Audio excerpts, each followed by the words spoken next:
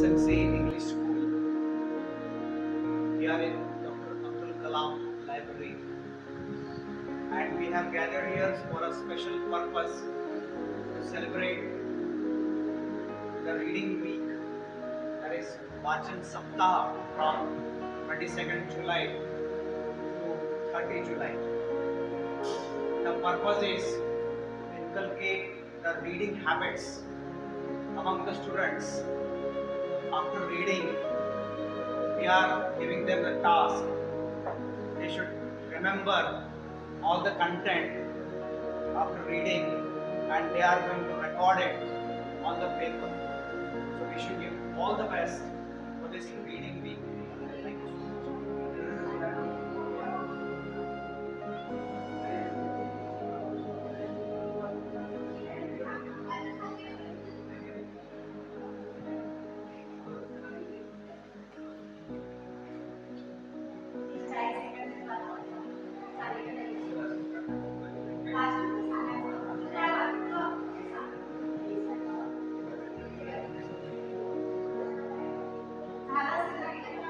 Good afternoon, everybody. You know that we have gathered here to celebrate Vachan Saptah from 22nd July to 30th July. You know that in Marathi it is said that Vachal tar Vachal. I am very proud that we have big library in our school containing 6,000 books, and we have one reading period also from 5th to 10th.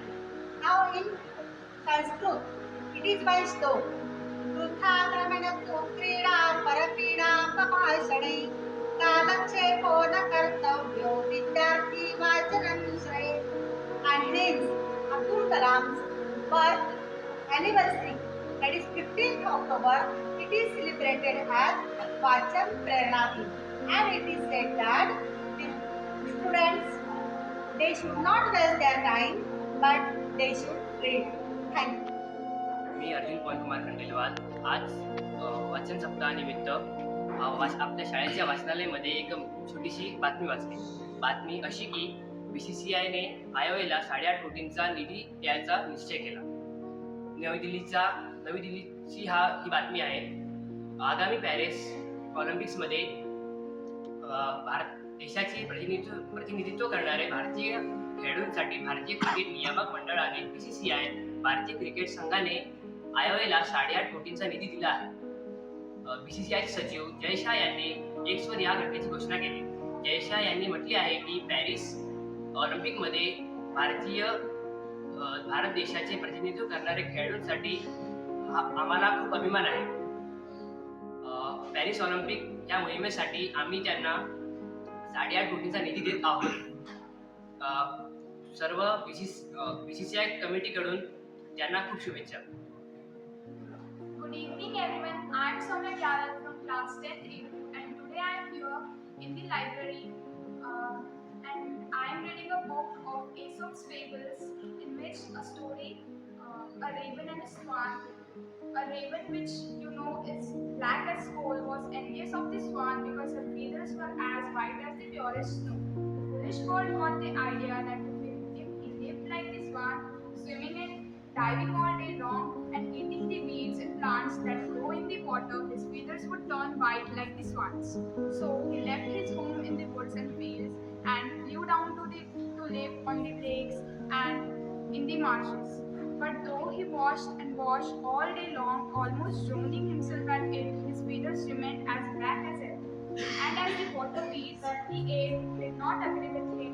Thanks. माझं नाव रितिका विशाल वाल्ले आहे. आज आम्ही लायब्ररीमध्ये सगळे जमलो आहे कारण वाचनाचा सप्ताह सुरू असल्यामुळे आम्ही सगळे इथे जमलो आहे. मी आज एक मनोरंजन बोधकथा हे पुस्तक वाचलं आहे. त्याचे लेखक प्रोफेसर हेमंत गोखले आहेत. त्याच्यात मी अशी कथा वाचली आहे की एक पिता असतो, त्याचे काही मुलं असतात. त्या पित्याचे अंतिम समय सुरू असतो. तो आपल्या मुलांना जवळ बोलावतो आणि त्यांना शेवटच्या टाइममध्ये अंतिम समयामध्ये ज्या गोष्टी सांगितल्या जातात त्या सांगायच्या असतात तो सांगत असतो. त्यावर त्याच्या गोष्टी सांगून झाल्यानंतर एक मोठा मुलगा त्याला विचारतो, पिताजी अजून काही सांगायचं आहे का?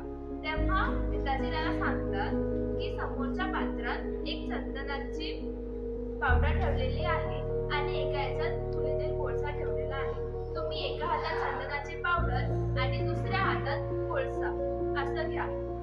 मुले आज्ञाप्रमाणे ते एका हातात चंदनाची पावडर घेतात आणि दुसऱ्या हातात कोळसे घेतात.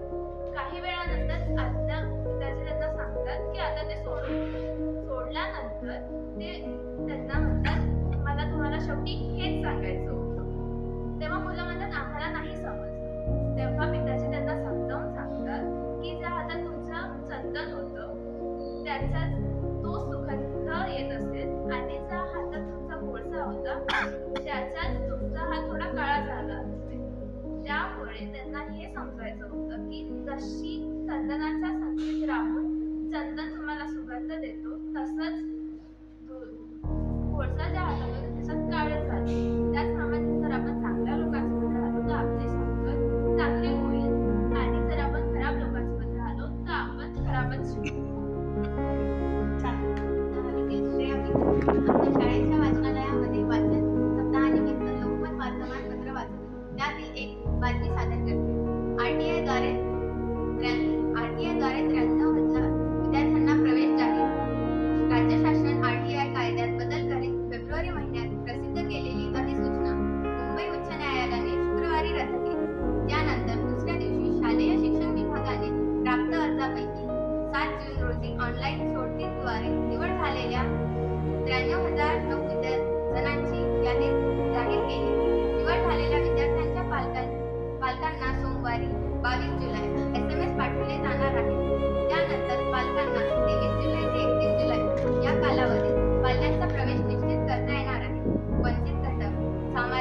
आणि आर्थिक दुर्बल